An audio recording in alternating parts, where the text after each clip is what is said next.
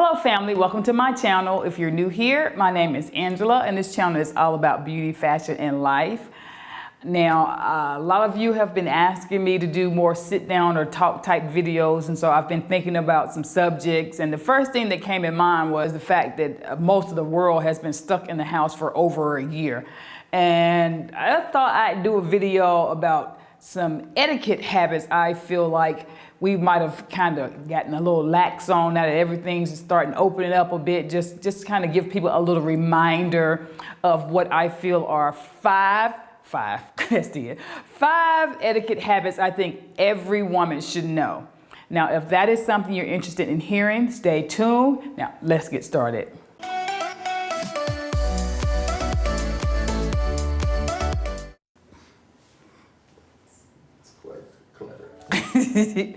Girl, look how white my teeth look.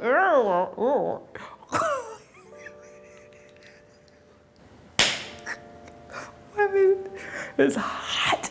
God, I should have drank that coffee.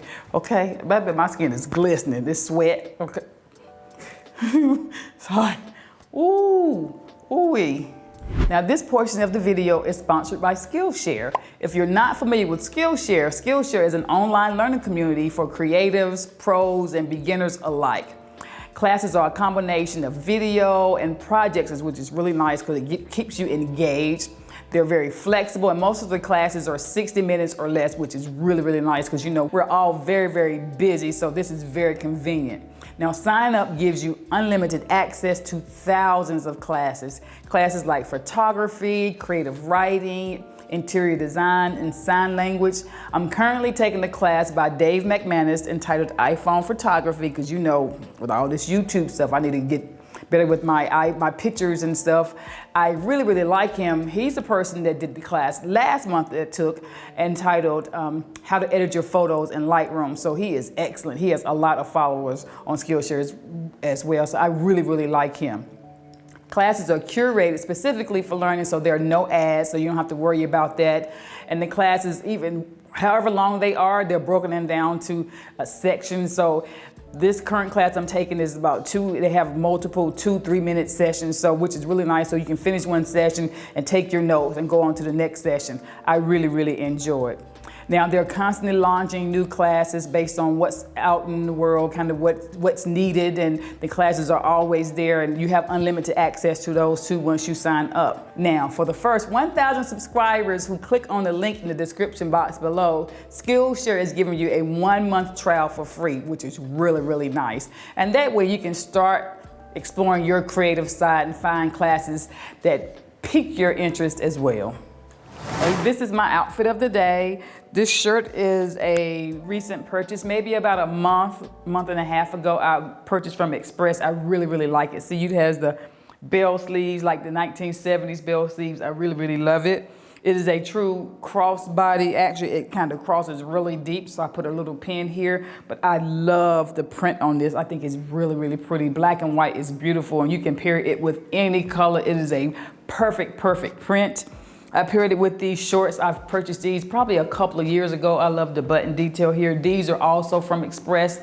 See, this is what I really don't like about the Zara shorts, even though I have lots of them. I love the Zara shorts have the buttons, and the buttons are buttoned down to the pocket. With, you know, the Express shorts, you can put your hand in. Yeah, I have these a couple of years ago. I'll see if they still have something similar available. And if you've watched my channel before, you've seen my Teddy Blake bag. I absolutely love this bag. This color is beautiful. The quality is amazing. It's just outstanding. I didn't have a blue purse, so I really wanted something really pretty and something that was high quality. It's a great purse, Italian leather. Perfect. And the shoes I have are from Gianni Bini. I've had these probably about 4 years, and I love polka dot anything. Every year Gianni Bini comes out with a new shoe, and this particular year they had 2 black and white shoes. I purchased them both, these and the other ones, but that is my outfit of the day. So the first etiquette habit I think we all should remember is to take a hostess gift.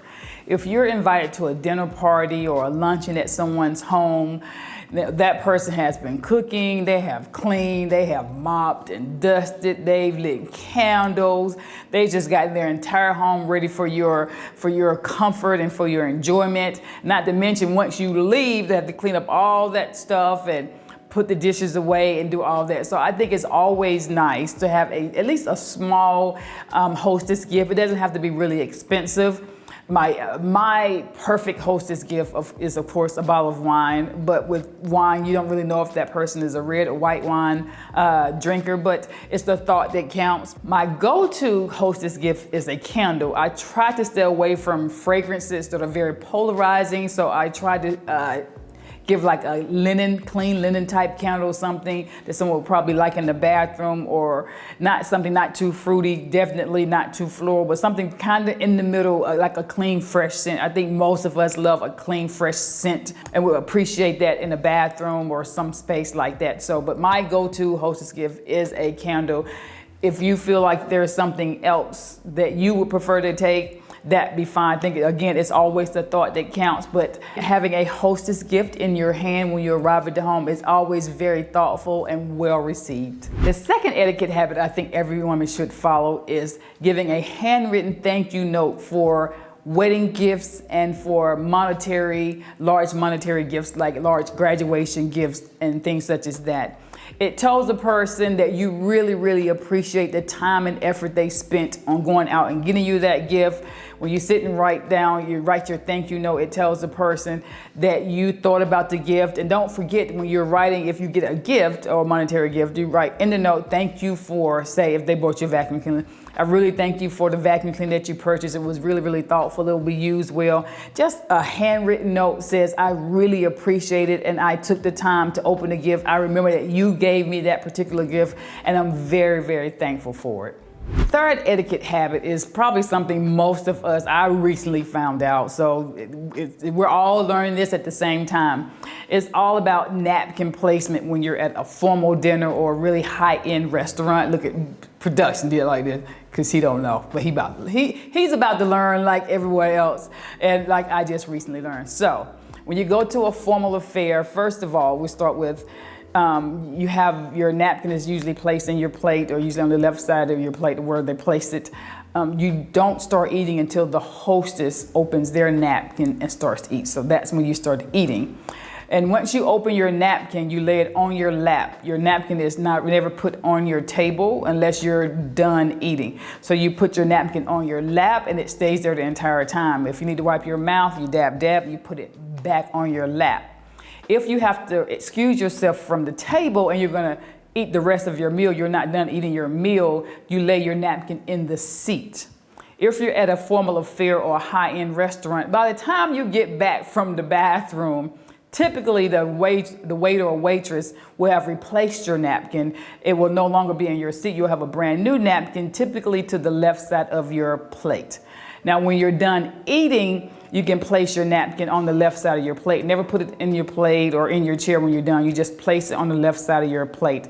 I didn't know all this either, but I think, you don't want to go to a formal dinner or a really high-end restaurant and feel out of place with not knowing which spoons and forks. We'll do that another time. Which spoons and forks to use and typical placement of your napkin. But this one is very easy. Leave it in your lap. If you need to use it, dab. If you need to get up and go to the bathroom and you're not finished eating, leave it in your chair. If you're done eating, you can fold it and leave it on the left side of your plate. The fourth etiquette habit is all about tipping, and particularly tipping your bellman or the person that brings your luggage when you go to a hotel room, or the person that brings your luggage down when you're at a hotel when you're on vacation, or takes your luggage out of the car and into the hotel when you're on vacation. The rule of etiquette is $1 to $2 minimum per piece of luggage. Now, I always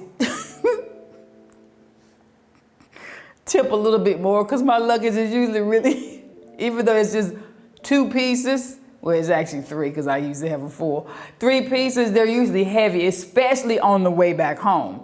I've gotten large souvenirs, and I don't believe in all those little bitty trinkets. I like big souvenirs. So my luggage is always heavy. So I tip a little bit more. I usually give, if I have 3 pieces, which what I usually have, I'll tip $10 minimum to the bellman. But the rule of etiquette is $1 to $2 minimum per piece of luggage. The 5th and last etiquette habit I want to talk about now has to do with pets and gatherings.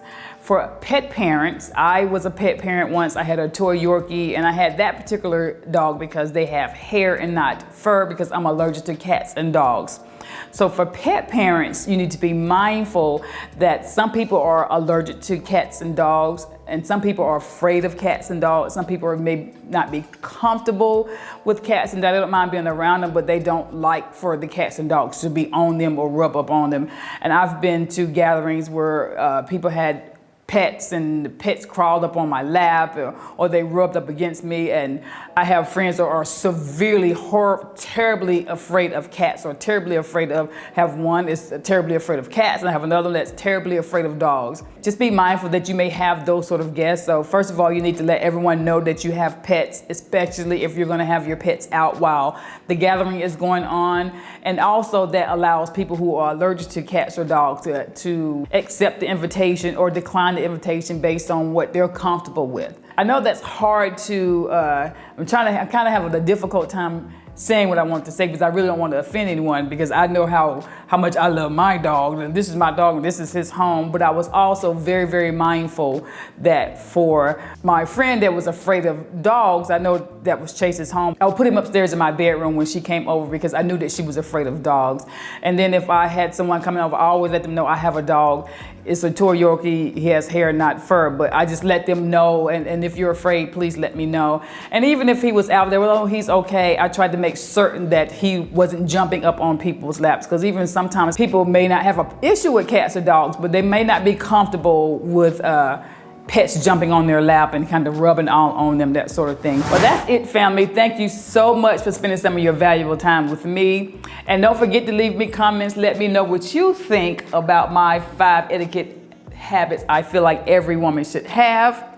Again, thank you so much, and have a blessed day. Bye-bye.